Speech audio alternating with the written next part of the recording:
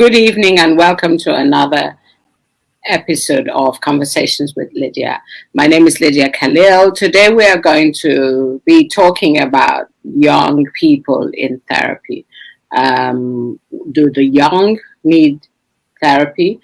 We talked about children, but we're going to talk about young adults, how therapy can be relevant to them, how they can find it useful. And today I've got a young lady who is very dear to me, who's chosen to go on this path of training to become a counselor. So she's going to talk about why she's made this really big decision, how she's doing on her journey, and how the church could find counseling useful, especially to our next generation, we like to call them, our future leaders, our hope, our seed. Please join me as I welcome Rachel. Good evening, Rachel. Welcome to... Hello. Lydia. Hi, Rachel. I've sort of done like a really long intro and giving everybody what it is that we're going to talk about today. But I just want you to talk a little bit about yourself, what you're doing now in terms of work, and your journey into choosing the path of counseling. Okay. Well, thank you for having me. Much delighted. So yes, I think it already been started back in university for me. I studied psychology at the University of Roehampton and I graduated in 2017. So since then, I've actually been fortunate to work with children with special needs, and I just adore them. So I've been working with them for pretty much 3 years now, and it has its challenging moments, but you know, the children are wonderful and they just bring a smile to my face, really. So actually just a year ago, I applied to start my training in counselling course. So I've done my foundation year and I'm going on to my first year in diploma. So that's pretty much where I am now. Okay. And go on. Let's talk a little bit about the young, well, they're not babies that you look after. I know you're very passionate about them. So talk about a bit about them, because they're not your average 3 to 5 year olds that you look after. Not only look after, but sort of give skills. Talk about a bit about them. So yes, I work in a special needs school, so it's built exactly for the children and their range of needs. So I spent about 2 years working with children age pretty much 5 years old, so the reception class, so 4 and 5. And they have a range of disabilities, from cognitive to verbal to physical needs. So mostly the class is made of autistic children. And there's probably like 13 in the class. It used to be 10 or 13 in the class. So, you know, it is a school, but it's not very hardcore like your average mainstream school. So it's not like math, science, and English. Sometimes with the children, it's learning the simple things like tying your shoelaces, saying please or thank you. Some of them who are verbally, they don't use their words, basically. So for them, it may be helping them point to a picture to express, you know, what they need. So for communication purposes. So that's pretty much, I work with them. So it's just the basic skills really, and play, cognitive skill, play skills, and other things really. So it's not very hardcore like a mainstream school. It's very gentle, so to say. But for them, it's hardcore. Yeah. Oh, yeah. So for a normal, no, I don't. Excuse me for using the word normal. An average 5-year-old, they would be learning their alphabets, how to spell their names, writing 1 to 10. But for these sort of children who are special, it's sort of learning basic skills. And for some of them who can't communicate verbally, it's about them learning how to express themselves so that others around them can listen to them. And how do the parents sort of you get this bundle of joy, and then you're expecting that, at some point they wouldn't need you at 5, you could just leave them in school. But these children need quite a lot of attention and care. And there's a lot of detail, I think, that goes into looking after them. So you have to be really skilled in listening, hearing, and be very intuitive as to what the child is trying to say. So you've had some training, before, a whole degree of training. So how do you now help these parents who come with their little ones, who I'm sure that they're quite anxious and worried about them being in school and settling? Mm-hmm. So sometimes for me as well, I just got into the job. I just needed a job during university, and I was just placed in a special needs school. So it's very wow for me, to me as well. As for the parents, there's this poem called "Welcome to Holland." So it actually expresses that parents, during the pregnancy stages, they're all expecting a mainstream child. A child will go to nursery, reception, primary school, secondary, college, university. They have all these expectations on their unborn child, which is quite, it's normal, for mainstream children. And then a few years down the line, they found out their child has a diagnosis. So for some parents, it's a big shocker, as it would be. It's a big shocker for them. And again, they wouldn't know how to sort of deal with their child, especially children who express challenging behaviors of biting, kicking, fighting, just not eating. That must be so taxing. I've worked with a child who doesn't eat food like we do, like normal food. He drinks the formula milk. So for such parents, it's just, they wouldn't even know what to do. So sometimes we find ourselves actually educating the parents of how to sort of communicate with their child. So it may be as simple things as not saying no, or not giving in to their requests, or not repeating certain things or certain behaviors. So for it's actually almost like a double job, working with the young person and working with their parents as well. But it's very rewarding in the end. And it sounds like you're really enjoying something that you sort of fell into or was given to you. Yeah. I am. Okay. I am. I mean, I didn't think I would. I sort of saw it as, I'm at university, I need some money, let me just do this real quickly. But I've almost made it intentional that I apply for jobs working with special needs children. They're just fun, really. Yeah. So I think that's how sometimes God sort of navigates our journey in life. We have a need and we think we're just going to do this thing temporarily. And then it opens up a bigger door for us. And then we begin to think, actually, there must be something in this that God wanted me to see and do. Okay, so if we go back to you now deciding to become a counselor, do you want to talk a bit about that?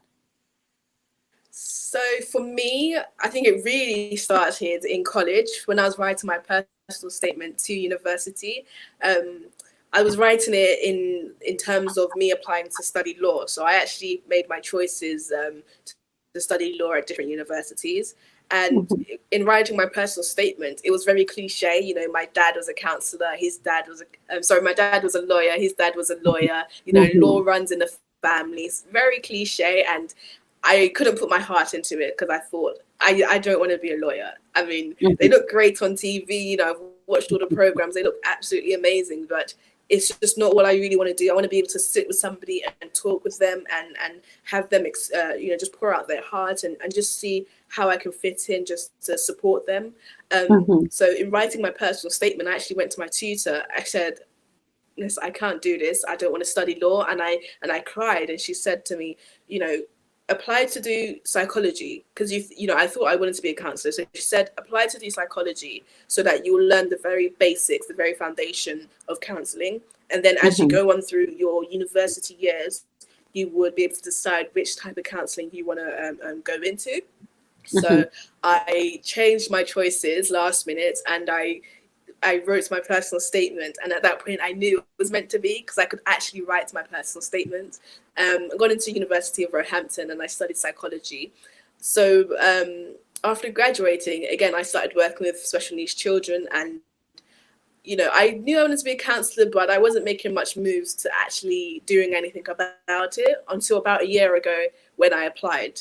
And that's when I applied to a counselling course, an evening course. And so I'm actually on the, I'm training to be a psychodynamic counsellor, which is, yes, that's where I want to be. Okay, so you chose a different path to what was expected of you, what would have fitted into the family sort of generation, what everybody else had done prior.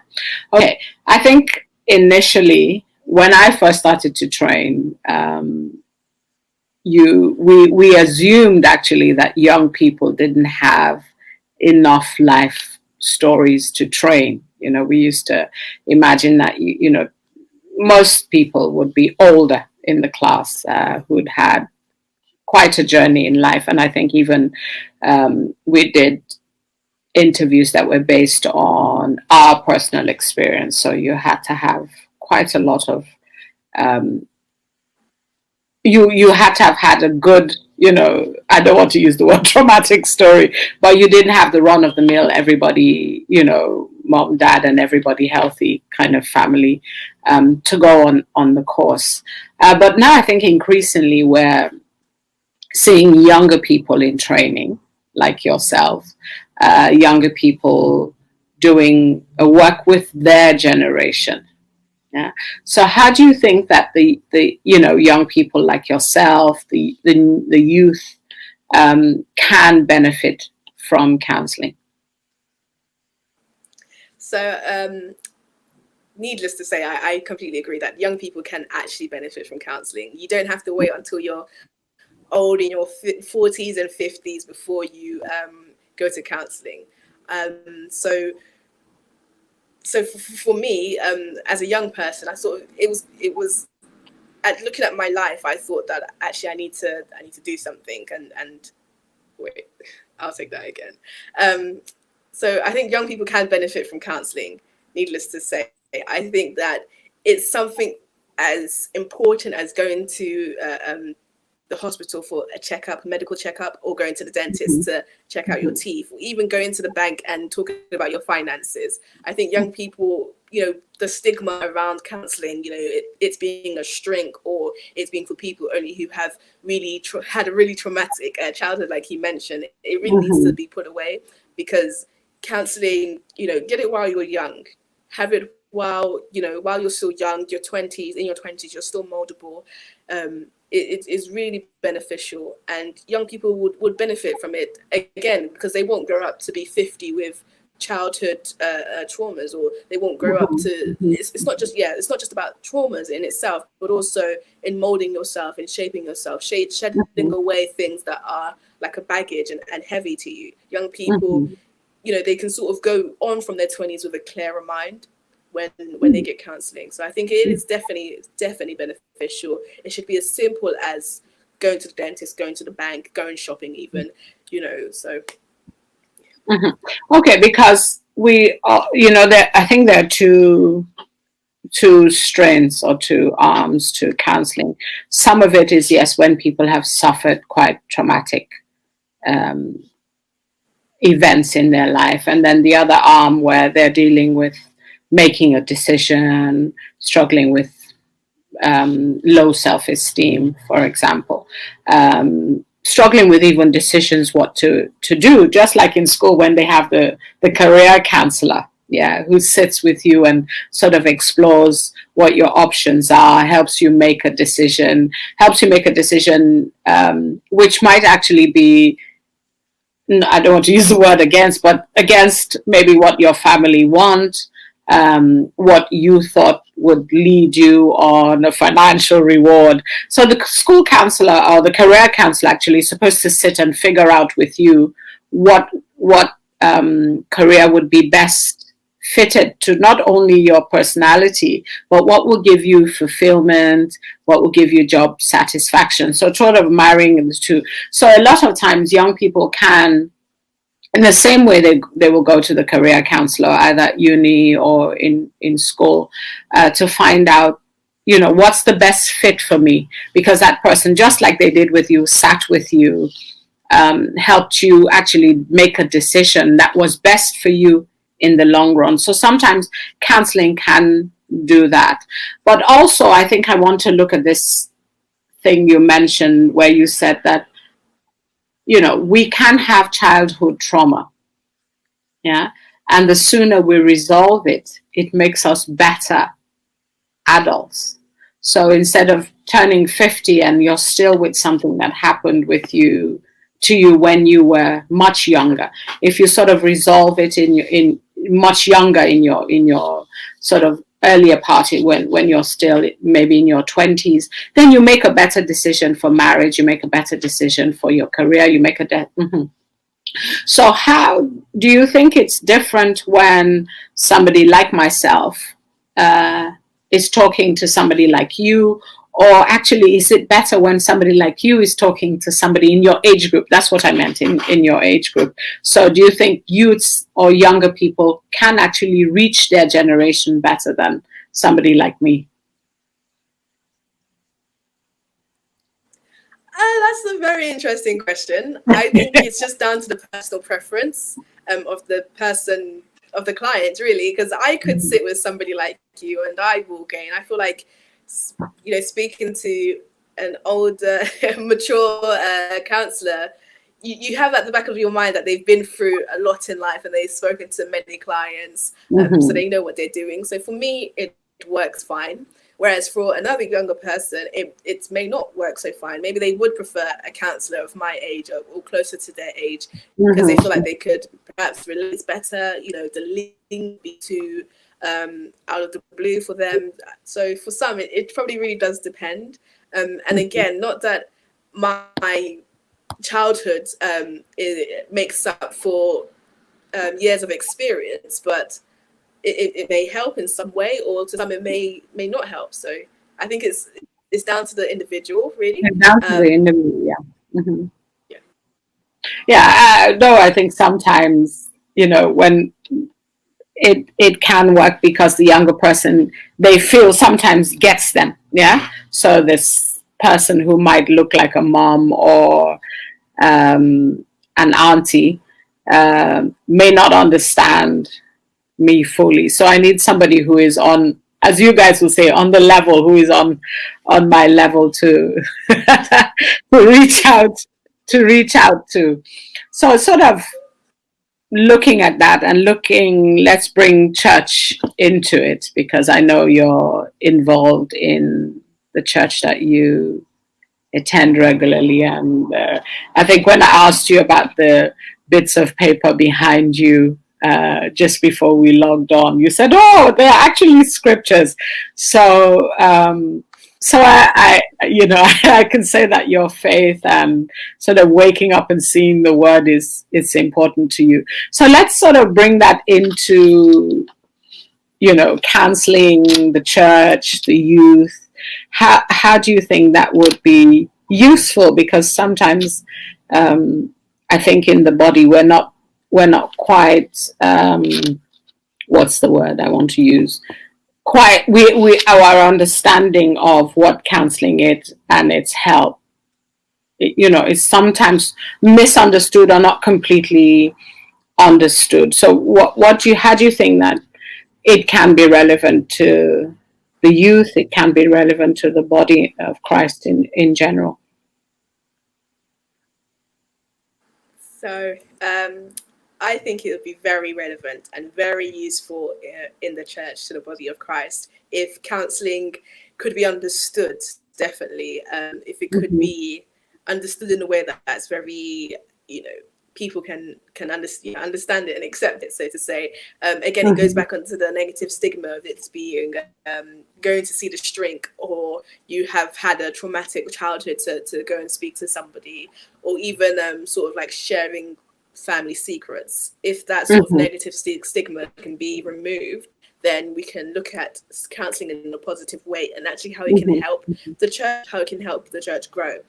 Because I'll actually say that it's no secret that people of Afro-Caribbean background don't actually go to counselling for any personal reason, whether it's a financial thing or the stigma. So there's a lot of, people could be very damaged and just not know what to do.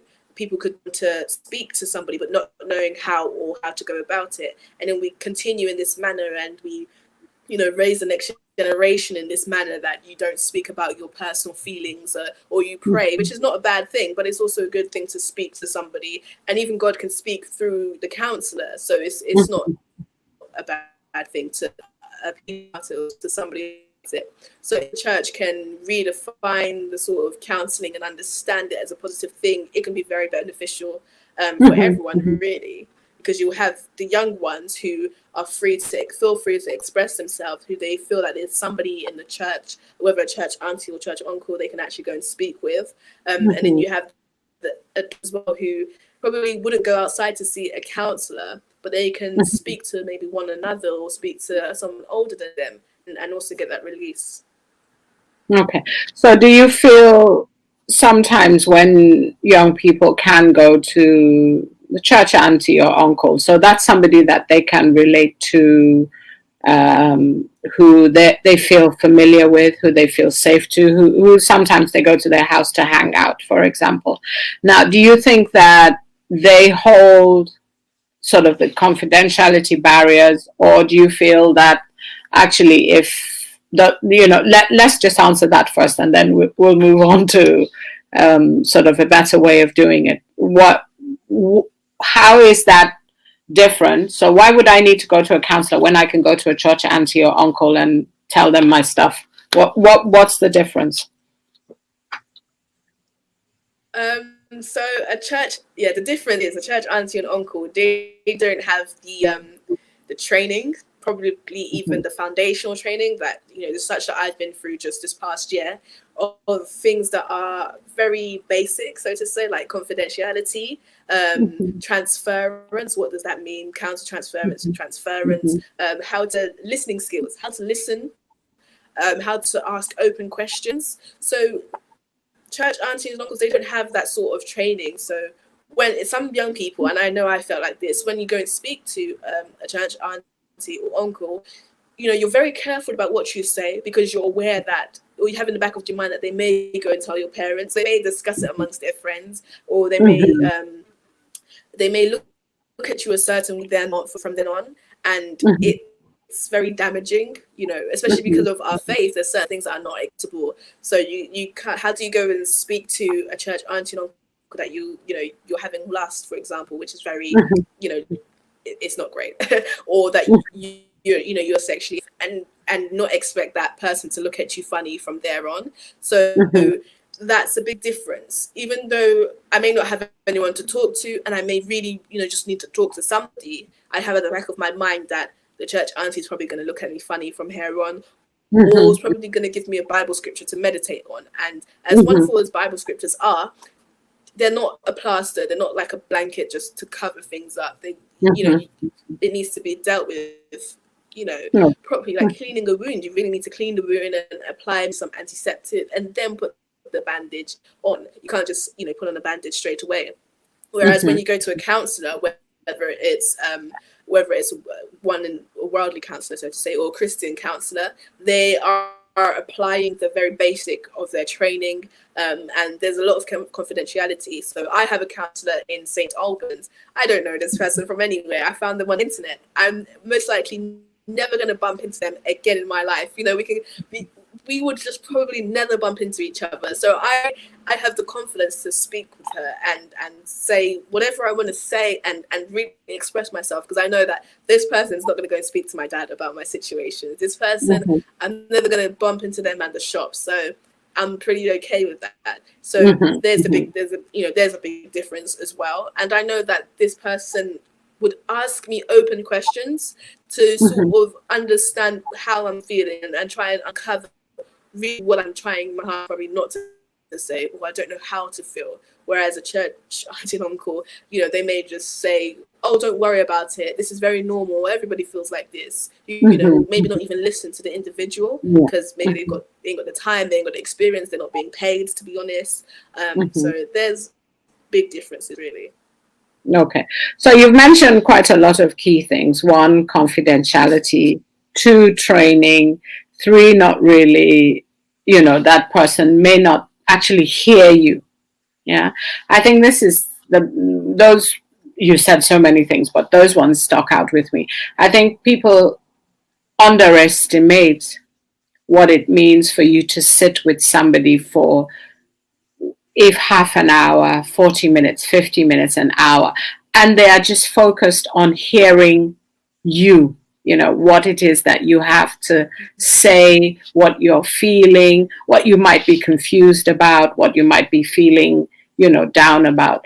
But let's sort of go back to this word you use where you say worldly counselor, because that's a church word, where we assume everybody else, who isn't a Christian lives in the world. We know that. But I think what is prevalent in the body is they have this thing that if I go to a counselor who is not a believer, they have some kind of ability to convince me to do something that I wouldn't normally do. And when people say, "Oh," when they talk to me, they would say, "Oh, do you practice as a Christian counselor?" And I say, there's nothing like a Christian counselor. I'm just a counselor who happens to be a Christian. And I always ask them, so when you go to your GP, do you ask your GP whether he's a Christian or not a Christian? Does that mean you accept his service if he says he's not a Christian? So when we look at some of the myths around counseling, going into counseling, and then we put limitations, I think it's because we're afraid, that actually I might say something that will shock me, even though I'm a Christian, because the mind is actually really a powerful place. I'm not saying that going to a Christian counselor doesn't have benefits. Yeah, it does, because you have a general ethos you're working from. But what you're saying is that a counselor is not going to let you hide, which is what Christians do. We sort of say things like, "It is well, God is in control," when things actually are too big for us to manage. You're laughing as I say that. Yeah. But yes, I believe that God is always in control when I'm feeling good and when I'm not feeling good. But it's about this. You said something also about the fact that it's like we are not allowed to feel. They give us this scripture that takes off all the emotions. And going to counseling allows you to express the emotions. Some of them are real, some of them are not real, but it gives you the space. So you found your counselor useful, and that useful. So are you suggesting that it would be good to have some training in church, at least for people who are listening to others? Yeah? Yes, actually, I feel like probably the most basic training on how to listen. So we called it active listening, not just nodding or saying, "Yeah, sure, I understand," or "It is well," but active listening. Again, confidentiality. So regardless of what it is the client says, you need to keep that confidential from their parents, especially if it's a young person, from others. This isn't. It's not small talk that you make with your friends. "Oh, did you hear what so and so said?" Or confidentiality is so important, again, because you need to be able to know that you can trust this person that you're speaking with, and they're not going to tell you your deepest, darkest secrets. Also, time management, again. Managing somebody's times and expectations. You don't want to, if you say we're going to meet at 2:00, you cannot walk in at 2:45 and expect to be giving the client your all, because anxieties and everything. So the most basic training, the most basic, how not to be judgmental. You know, you may not think you know, just by nodding and smiling, you think, you know, you're doing a good job, but all of that, you know, it plays in. So I think the most basic training will actually will help in the church. There's so much that comes with that as well. From my point of view, you don't want to force people to do it. You don't want to force, you know, people to take this training, because if you do, they're not going to appreciate it. They're not going to actually use it. They're just going to be like, okay, yeah, I've done it. Let's move on. So finding people who actually want to be those sort of figures in the church, again, because most likely from the church, it's not a paid role. So you're asking somebody to spend 50 minutes on a Sunday, and everyone knows service is like 3 hours. So you have to add another 50 minutes to those 3 hours. So you want people who are willing and happy to help, not just people who are popular in the church. So it's a good start, a lot of that. Okay. So I think one of the things also you mentioned is this, hearing this information and then it impacting the person. So either they judge, or you use the word we used in counseling a lot, which is the transference. So they begin to act out something they've heard. So even if they don't share it with another person, they might think, say it's a young man now who goes to a church auntie now, and he's talking about loss, and the church auntie has young, not, you know, daughters, maybe his age mate. He sees her like somebody he can trust. He's now talking about what he's struggling with, and then all of a sudden she may not share it with anybody, but then she begins to be very, you know, extra protective around the daughters, isn't quite open for him to come round as he used, or wouldn't leave him in the house now. So there is something that she said that has, he has said that is resonated with her, left with her, and now she's acting out.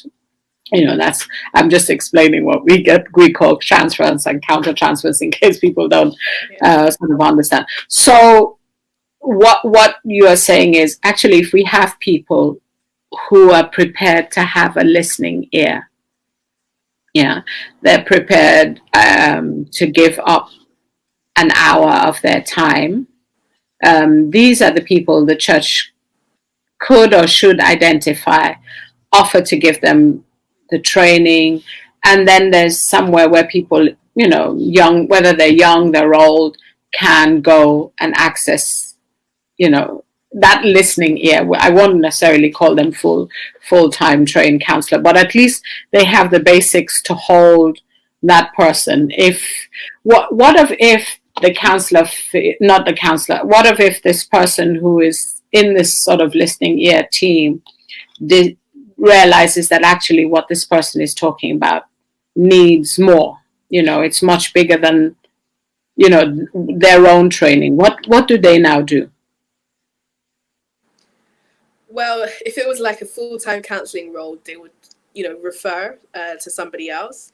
But being in a church setting, perhaps they could refer to the pastor, or maybe another pastor, maybe not the senior, but another pastor.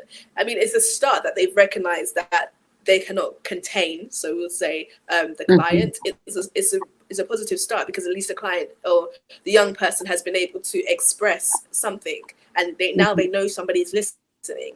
Even if it's a referral, they know that, you know, they can actually speak and somebody will listen and something will be done. It's not, they don't have to hold it in on themselves. But again, having that ladder or that referral step is a positive thing as well, and something to be considered. Who can I sort of pass this on to?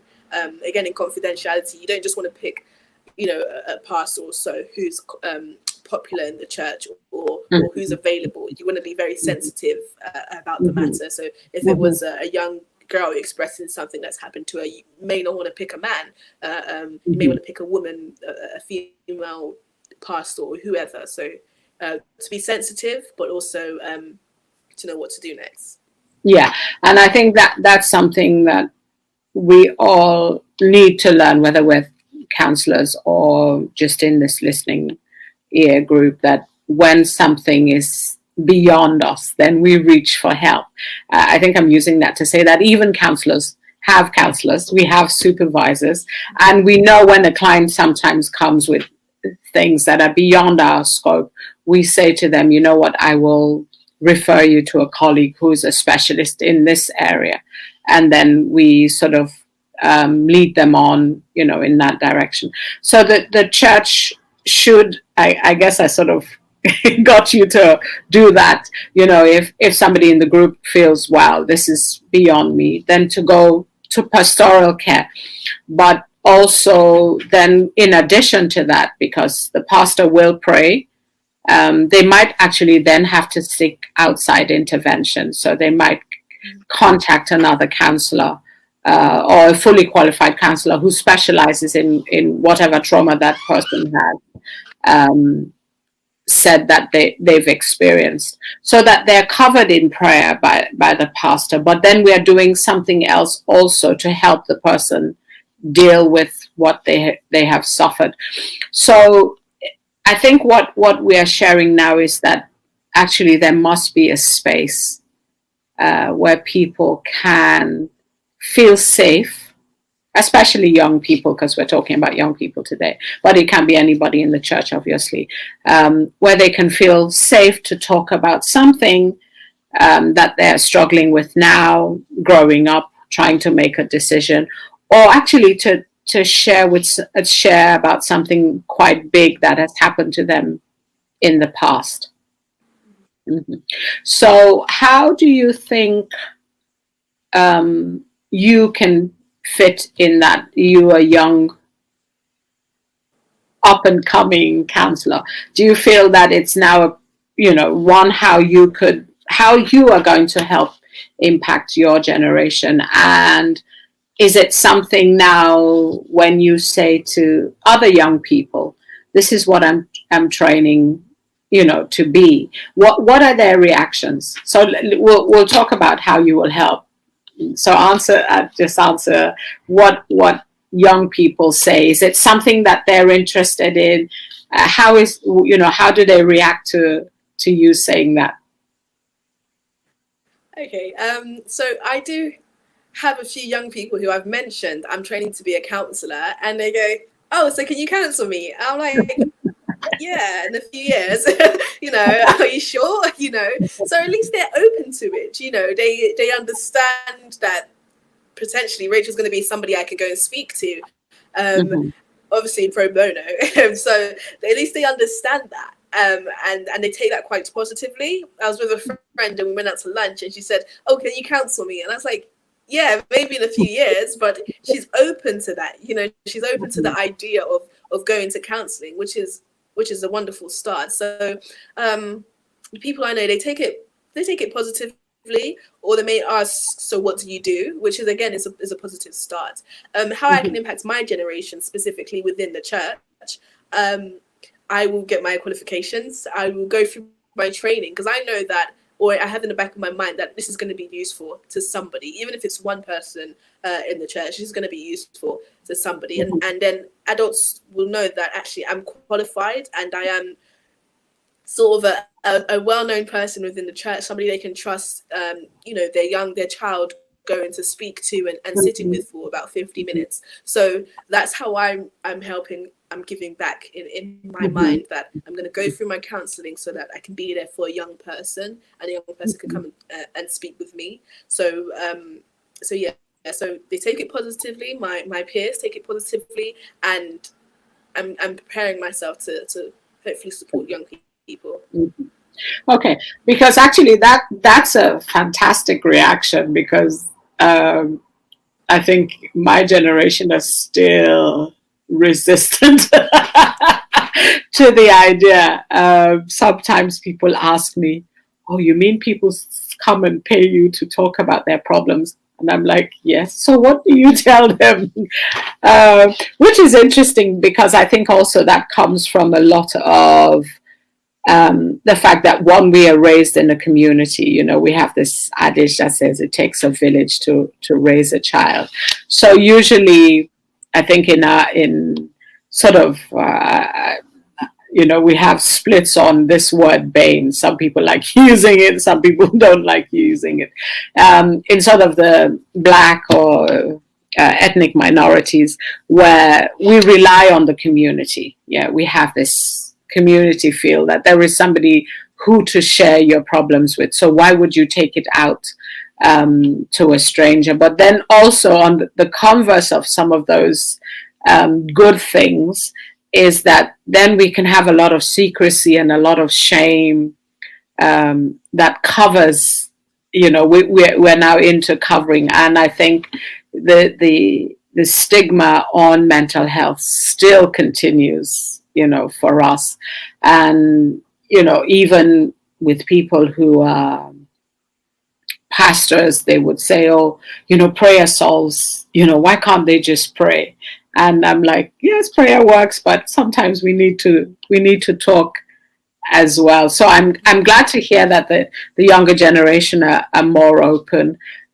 So maybe by the time you get to my age, then it will be part of what people do, part of their general checkup.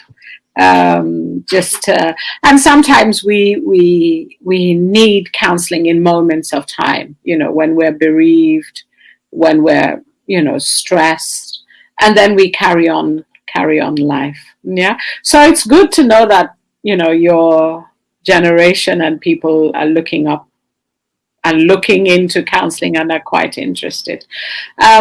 So you feel, I think that's important. What you're saying is that if we have people who are trained, even in, I will use the word community, in our local churches, then parents can feel safe to trust you with their children.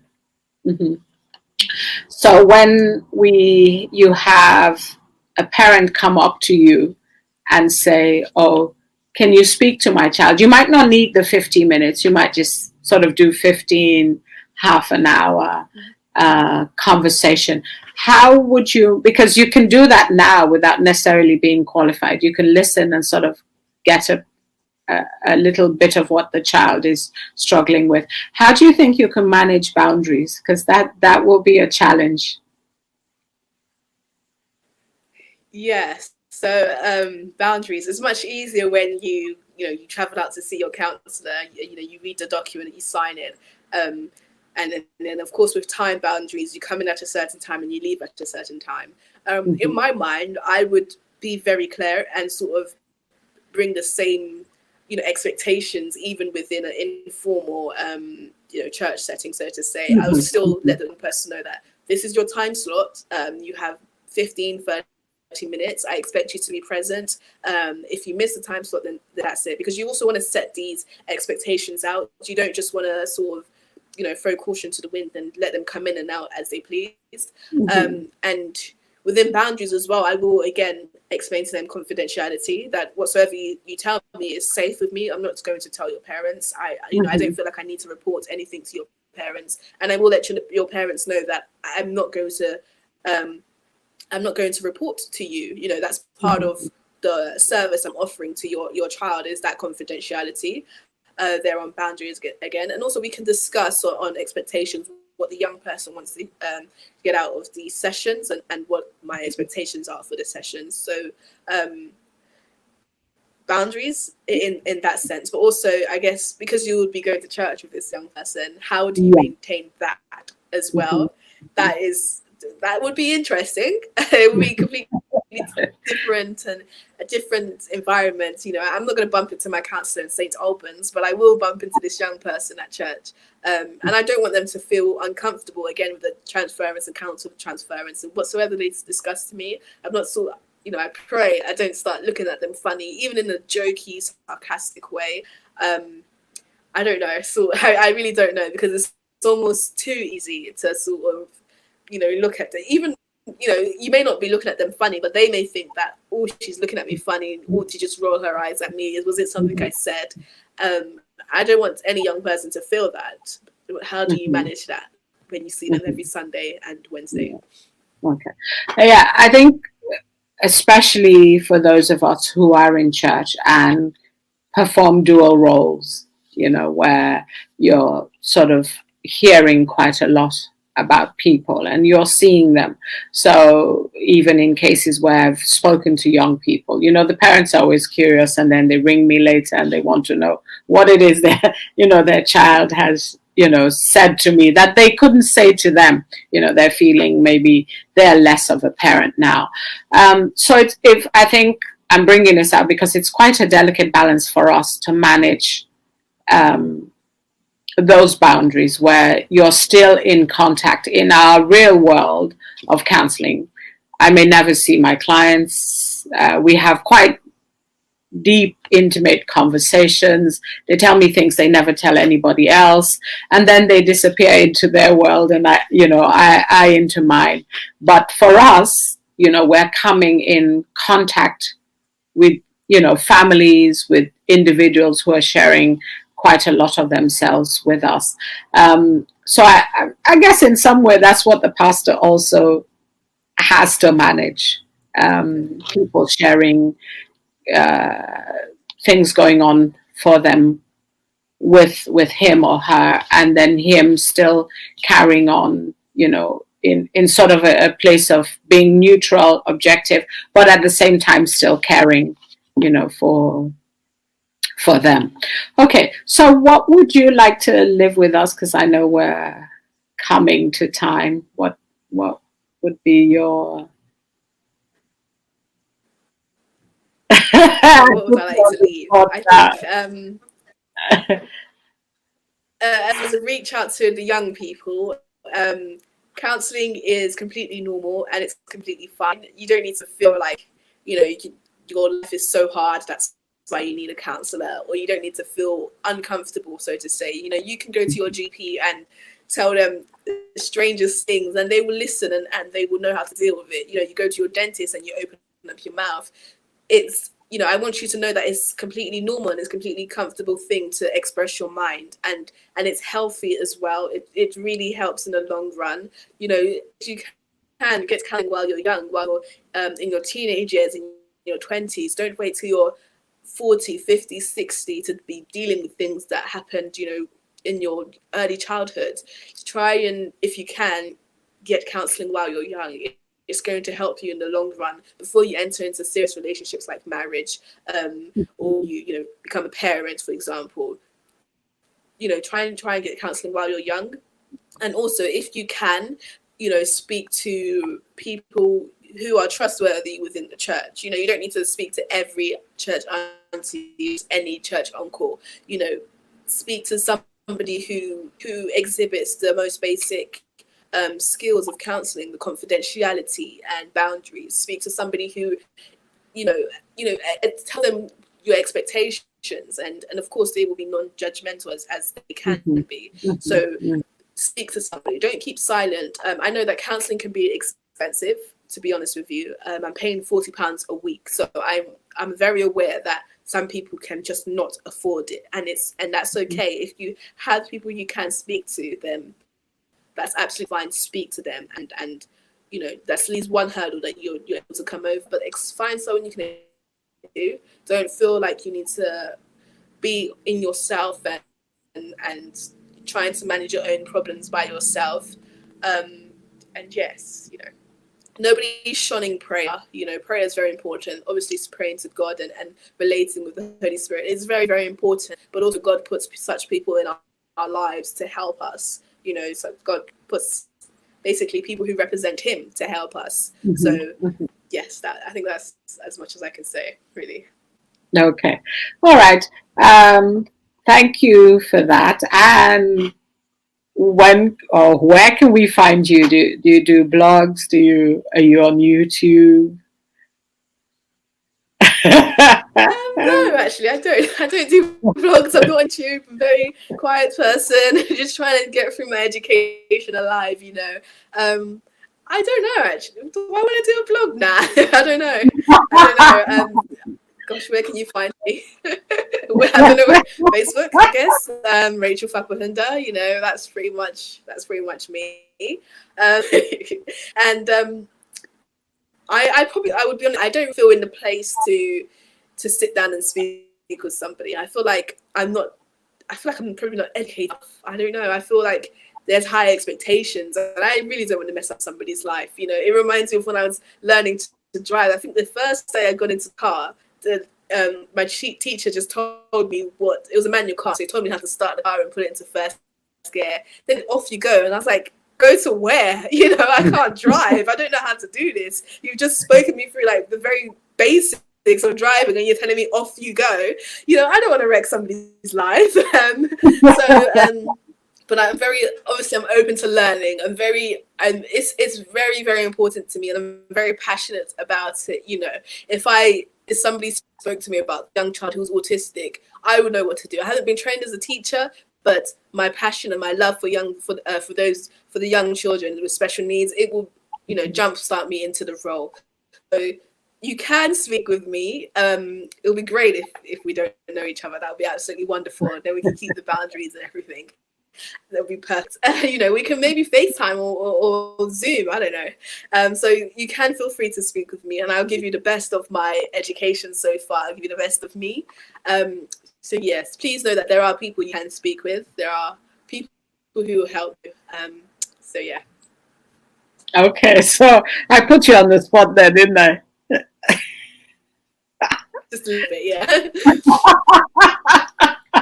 So I'm sort of pushing you and egging you out there. So are we going to get a blog soon? No, I'm teasing. I wouldn't even know what to write. I really have no material. I'll think about it. I don't know. Maybe not. Probably not. But I'll let you know if anything. No, I think loads of young people, or even their parents, might be watching. Will be watching and think, okay,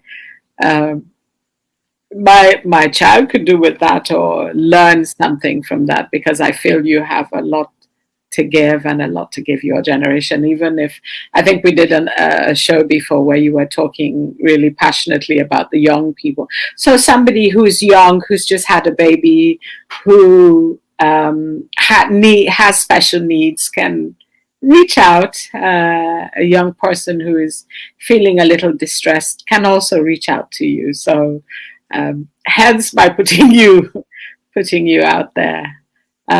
So if they contact me, I'll be very willing to help willing to help as best as I can. You know, I have 3 years experience with these with young children with special needs. So even if it's so much as verbal communication or helping them communicate, express themselves, or taking them out, and you know, to make their life that much easier and help them make sense of their life, it's just the least I can do, really. So yes. All right. Thank you, Rachel. Thank you for allowing me to put you on on the spot there. And we look forward to hearing and seeing more of you.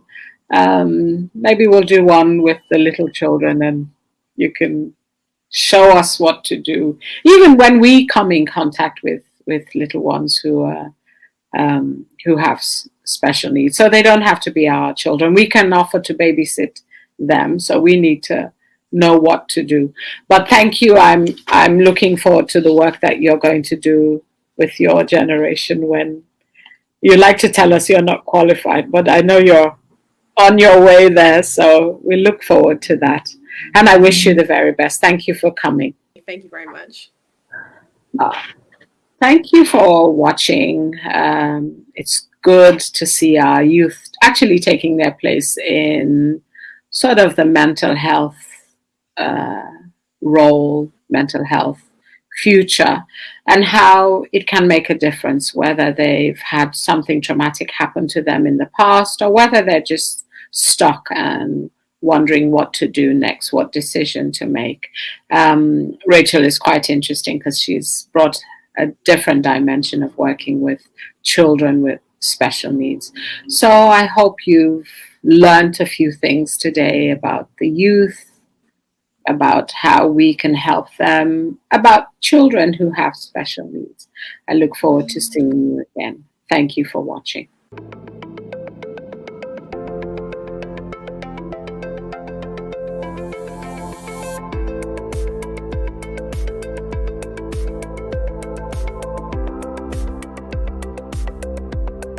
LCBN television broadcasts 24/7 on UK Freeview Channel 271, Roku TV, Amazon Fire TV, Android TV, Apple TV, Google TV, C Love World, LCBNTV.com, LifeComTV.com.